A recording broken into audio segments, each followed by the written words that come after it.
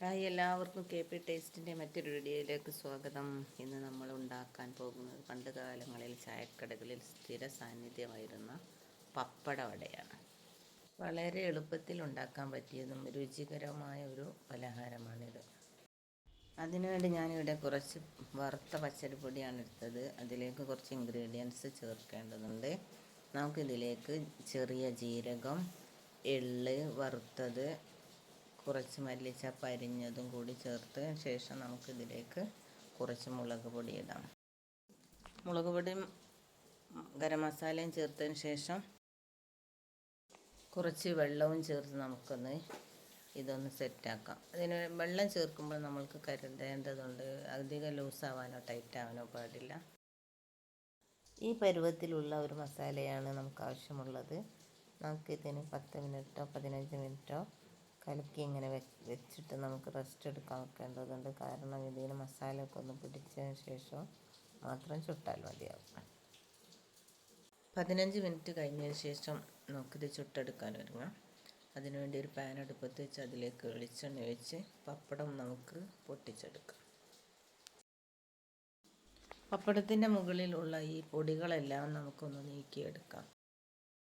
ശേഷം ഒരു പാൻ അടുപ്പത്ത് വെച്ച് അതിലേക്ക് കുറച്ച് വെളിച്ചെണ്ണ ഒഴിച്ച് പപ്പടം ഇതിൽ കാണുന്നത് പോലെ നടുമുറിച്ചതിന് ശേഷം വേറൊരു മുറിയും കൂടിയാക്കി ഓരോന്നോരോന്നായി മസാലയിൽ മുക്കി നമുക്ക് പെട്ടെന്ന് തന്നെ പൊരിച്ചെടുക്കാം. തീ കുറച്ച് കൂട്ടി തന്നെ ചെയ്യേണ്ടതുണ്ട്. കാരണം പപ്പടമാണല്ലോ, പെട്ടെന്ന് പൊരിച്ചെടുക്കുകയാണ് നല്ലത്. തീ കുറച്ച് കൂട്ടിക്കൊണ്ട് തന്നെ ചെയ്യേണ്ടത് അത്യാവശ്യമാണ്.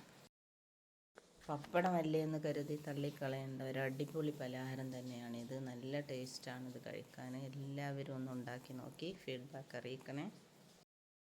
കൂടാതെ ഈ ചാനൽ സബ്സ്ക്രൈബ് ചെയ്യാത്തവരായി ആരെങ്കിലും ഉണ്ടെങ്കിൽ ഒന്ന് സബ്സ്ക്രൈബ് ചെയ്ത് ഒന്ന് വീഡിയോ ഇഷ്ടമായെങ്കിൽ ലൈക്കും ഷെയറും കമൻറ്റും ചെയ്യാൻ മറക്കരുത്. ഇപ്പോൾ ഇത് നല്ലവണ്ണം മൊരിഞ്ഞ് വന്നിട്ടുണ്ട്. നമുക്കിത് പാത്രത്തിലേക്ക് എടുത്തിടാം.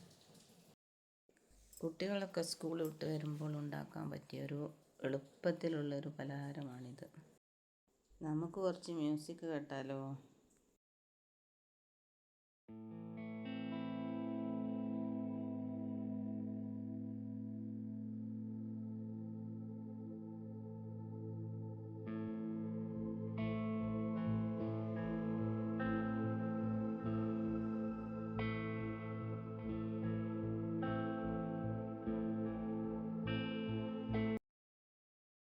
നമ്മുടെ പപ്പടവട ഇതാ ഇവിടെ തയ്യാറായി കഴിഞ്ഞു.